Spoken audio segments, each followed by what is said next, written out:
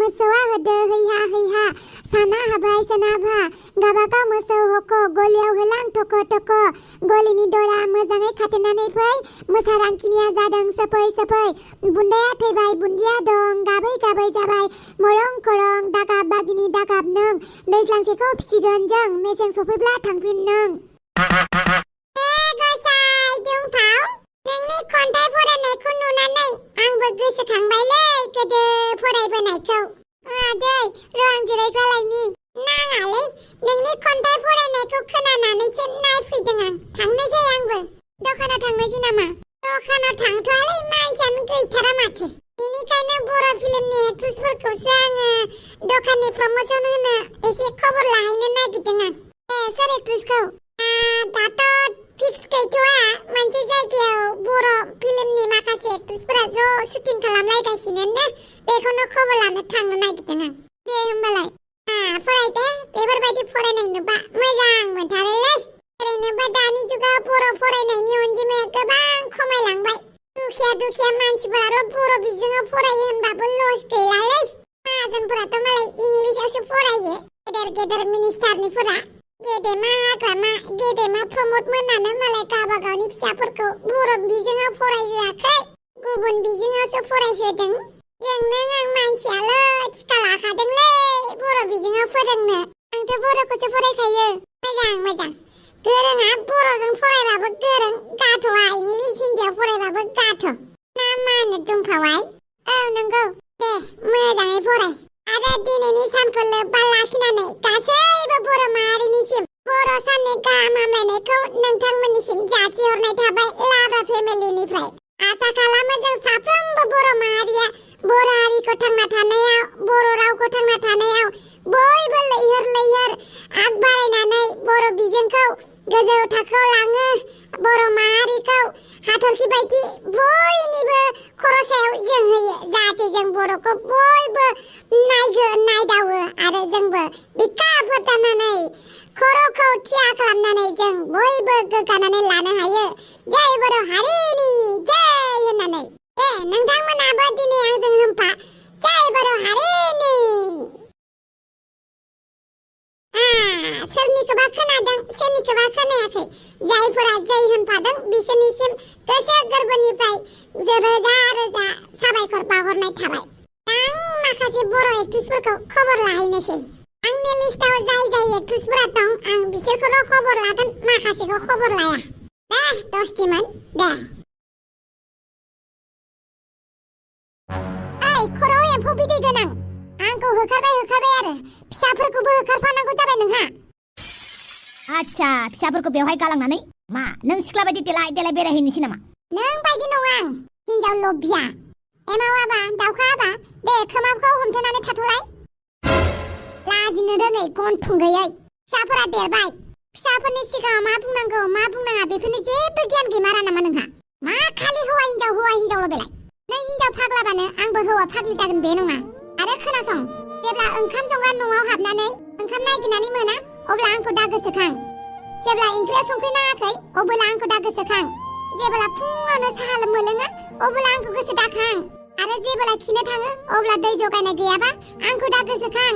जोङो जाफैनानै न'आव नुफैयाबा आंखौ दा गोसोखां ओंखाम गोजांजों जानो आलु भाजा एवनो थिननो थाखाय आंखौ दा गोसोखां जायखिजाया आंखौ गोसोखांनोनो नाङा नोङो आरो आंखौ गोसोखांनानै जोंहानि न'आव थांनानै आंखौ दा खबर लाहै आंखौ दा फन खालाम आं जेराव दं बेवहायनो मोजां थाहैगोन जाबाय बारा बुंबाय थानांला बारासो बुंनाय नुदों नों आंनो ओंखारखाबाय सिन्था खालामनाङा बे न'खराव मालाय सानबेसे रुवाथि बायदि थाबाय थानो थांनोसै आं बे न'खरनिफ्राय जावैसो बिदिसो नोंनि आखला आंनि फिसाजोखौ नांगौ समाव लाबोनानै दा होखारदों नोङो जेबोला नांगौ जादोंमोन अबोला आंनि फिसाजोखौ फैयागारानो लाबोदोंमोन नोङो दा खामानिया जोबखांबाय नालाय आंनि फिसाजोखौ नांला नोंनो ओइ बिखुनजो गावदां नोंनि फिसाजोखौ आङो लाबोनो होननानै लाबोआखैब्रा रायजोफोरासो आंनो हमख्र मोनसे हाबा खालामनानै होदों इसोरा साखि दं नों आंनि फिसाजोखौ माबोरै हाबा खालामनाय आंनि फिसाजोआ हाबा जाया होननानै न'आवबो खारनानै थाहैदोंमोन नोंसो माबायदि हाबा जानायना नायनो होननानै हाबा जादों दा बेनोथ'ब्रा बिराद गिदिर गोरोन्थि मावबाय आं माबायदि हाबा जानाया बेफोरबायदि हाबा जानायनि टेस्ट जानाय नायनो लुगैनानै हाबा जाना लाना दा महा जारलायाव गोग्लैबाय आं थै नों लाजिनाय गैयै एबारावल' आंनि फिसाजोखौ लांफैदों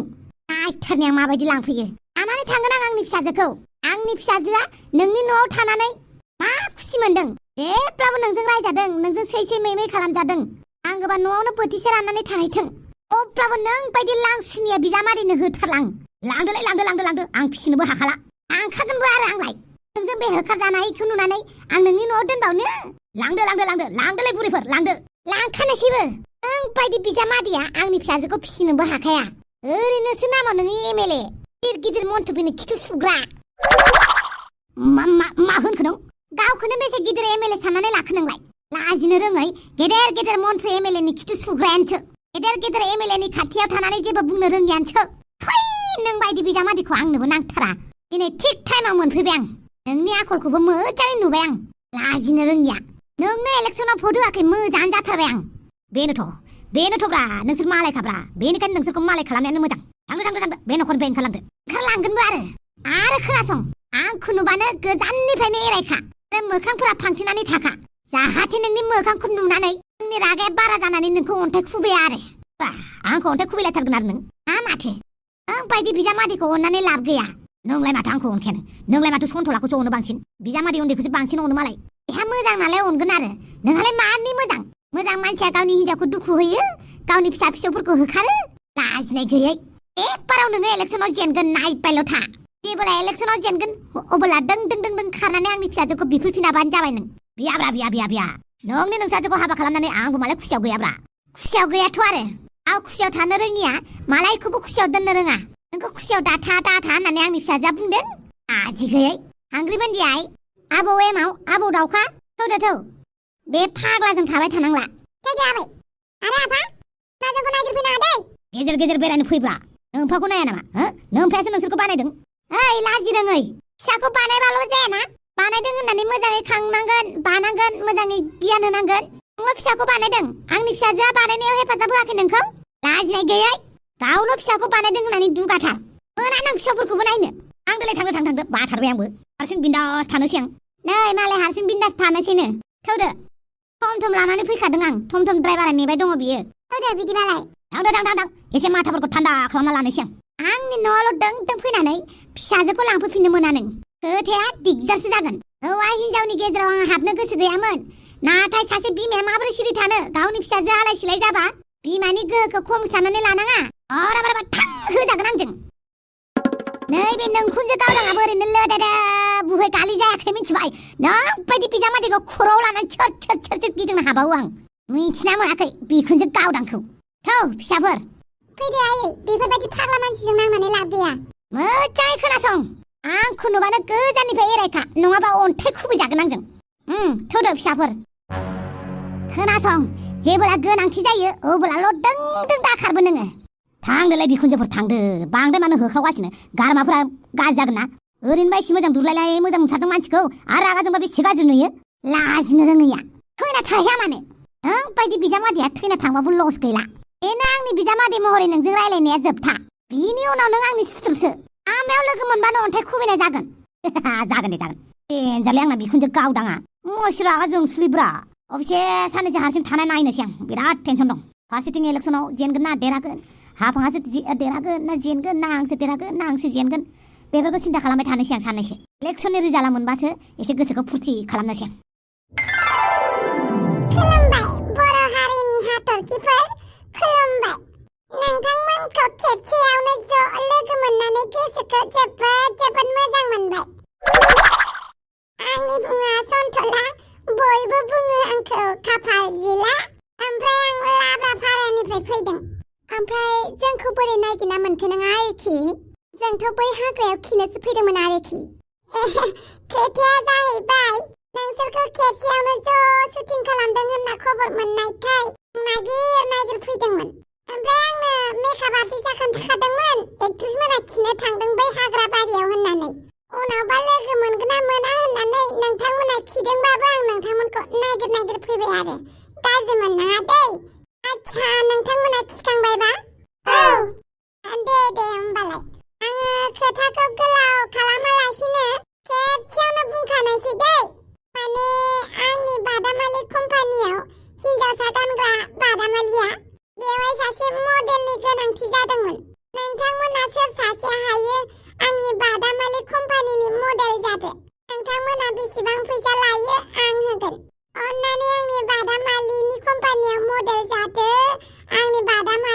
दखानखौ एसे प्रमोशन खालामनानै होदोलै जाहाथे आंनि दखानाव मानसि जायो नोंसोर अनाबा आंखौ रावबो अनलालै आंथ' खालामबालाय खालामनो हागौमोन बयफ्रेन्डआसो मा होनो गसाइ फुजा नोंना बयफ्रेन्ड दंलायथारो आरो नोंनि नामा फुजा नङामोन होनलाय औ आंनि मुङा फुजा बयफ्रेन्डफोरनि खोथाखौनो मानिबाय थायो नामाब्रा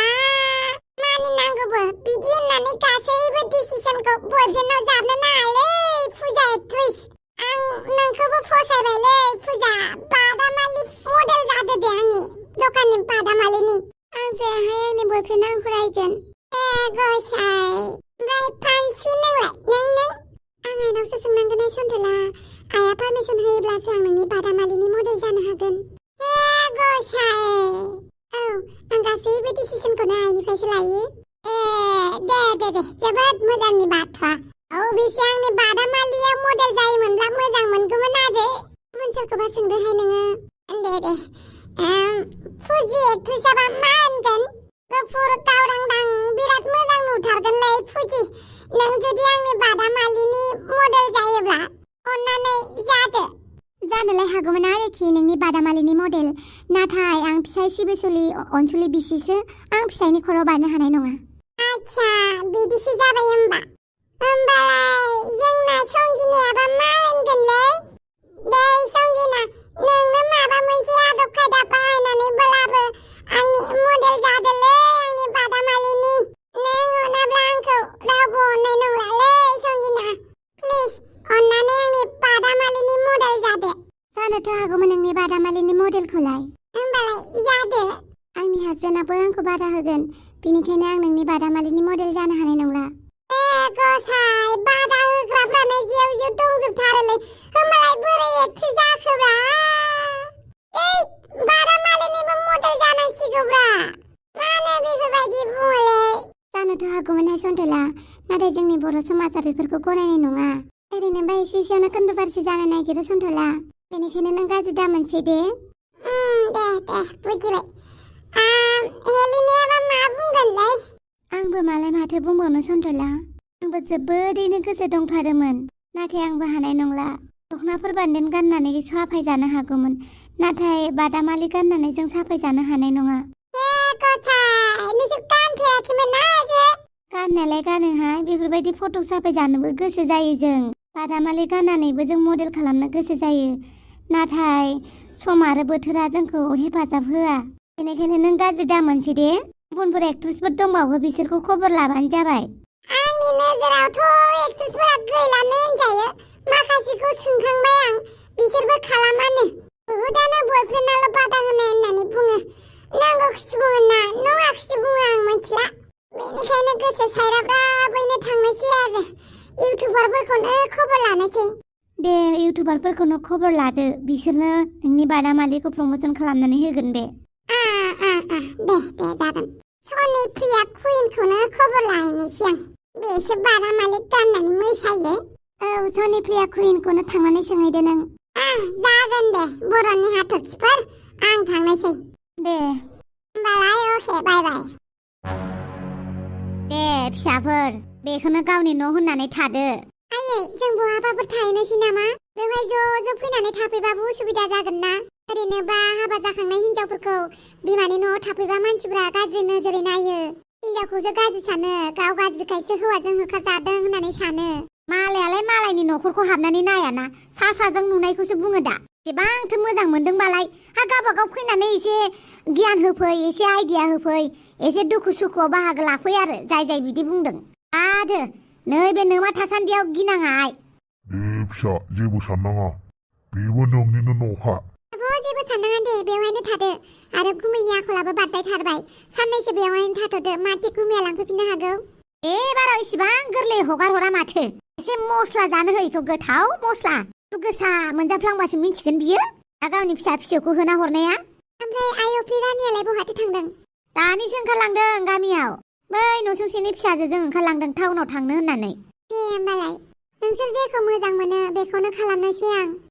दे माखौथो सानबाय थानांगौ बेवहायनो मावै दाङै जादो आरो जेब्लासिम एमाव फिसौमोना मोजाङै देरा जेब्लासिम दाउखा आबौमोना मोजाङै बुजिनाय जाया अब्लासिम बे न'खरावनो आलो आलो थाबानो जाबाय जागोन दे आयै दासो सोरगोफुरियाव थानाय बायदि मोनदों आं नंगौथ' आरो सोरबा गेदेमाया ओरैनो बुङाखैथ' सिंगल लाइफ इज बेस्ट होननाया गोनां जायोब्लाल' मानसिफोरजों ज' थादो ओरैनोथ' हारसिं थादो मोजां मोमेन्टखौ हारसिं इन्जय खालाम जेरै आं बेसेबा गोबावनि उनावसो मोजां सान्थि थानो मोनसिगोन आं दाउदैयाबोथ' दाउला राजामोननावसो दंहैयो आइयाबोथ' दाउला राजामोननाव दंहैयो बास जाबाय आरो दिनै हारसिं आं नागिन डान्स लाब्रा डान्स मोसानोसै आं हारसिं मोसाथ'आ बेनि थाखाय आं पार्टनार लिंहरनोसै आं पार्टनाराव नारजि उदा समायथारगोन बेनिफ्राय सन्थला बिसोर सानैखौनो लिंहरगोन आं बमब्र स्क्वाडखौ लिंहरबाबो दा जालायानो जागोन ना नंनायनि नङि साला केमेराखौ रेडि लानानै थाखाय बोरमाया नङाबा बेबो इन्टारेस्टारमोन जौ फेबा साला बोरमाखौ दा लिंहरगोन निउसावसो ब्रेकिं निउस खालामनानै होगोन दा जानाय नङा बे बमब्रखौ लिंहरनो हानाय नङा आच्छा बारु थाइबानि लारु बे नारजि बुदांखौ लिंहरखुमानोसै आं हेलौ नारजि बुदां दे बखि आइला मा बखिलै डाइरेक्ट न' 6 मास मोननानै लाखोना माखोब्रा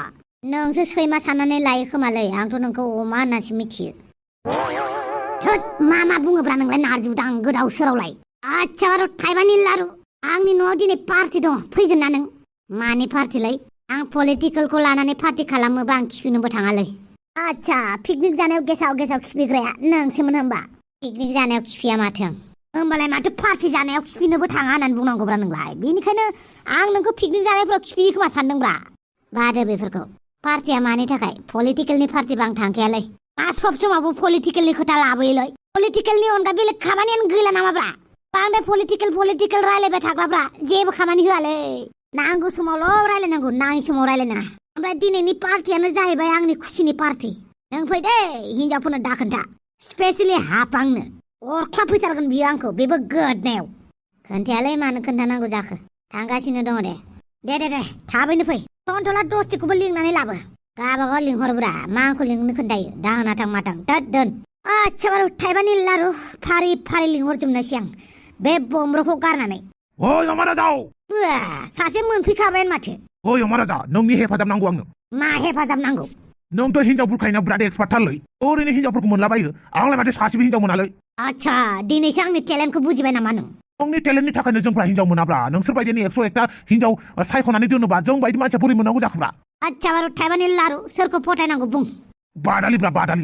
बादालिखौ मोजां मोनबाय आंबो बादालियाबो आंखौ गोसो थोबाय माबा खोथाफोरानो मिलाया जाहोयोलै लास्टाव थांनानै माबा गरबर खालामनानै लाफ्लांबाय थायो आं मा खालामनांगौ आं मा होगोन नोंलाय आंनोलाय आं नोंनो फ्रियाव जुदि एडभाइस होयो नोंनि भाइरेल फट'आ दङब्रा थिकादारनिफ्राय फैसा जानाया भिडिअआ दाबो दङ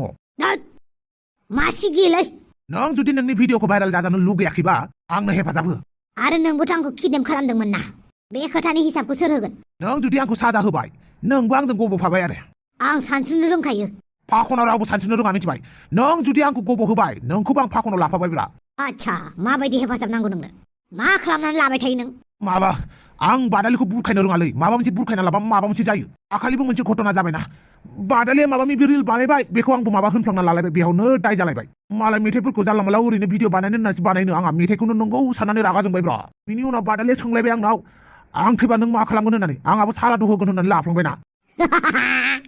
बिदि होनना लाफ्लांनानैनो जारला जाबायब्रा दा जेने थेने बुरखायनो हागौलायबायमोनलाय दाउस्रि देलायजों नांलायफ्लांना लानानै जारला जालायबायना दाउस्रि देलायखौबो सानसे समाव आं गोसो थोफ्लामोन ना बेखौनो दाउस्रि देलाया खोन्थानानै होलायबायब्रा दा बादालिया आंखौ जेथिंजायबो ब्लक खालामनानै दोनजोबबाय मा खालामबावनो आं दाखालि बिनि थाखायनो आङो गामिनि रायजोफोरजों बुजादोंलै बादालिमोननि गामिनि रायजोफोरजों बुजाखालि बादालिया आंजों फैफानो ओंखारबायमोन नाथाय आं गामिनि मानसिफ्रा बुनाय समाव आं हाबा लाया होननानै बुंबाय इग' एटिट्युडआ बारा जाबाय जेरैबो जारला जालायबायना मा खालामनांगौलै दे बुंलाय आच्छा आंनि हेफाजाब नांगौ नामा औब्रा नों साब्रै साबा हिनजाव गोसो थोयोना आच्छा बारु थाइबानि लारु आंखौ अमा सार होननानै बुं अमा सार अमाल' नङा अमा राजा सार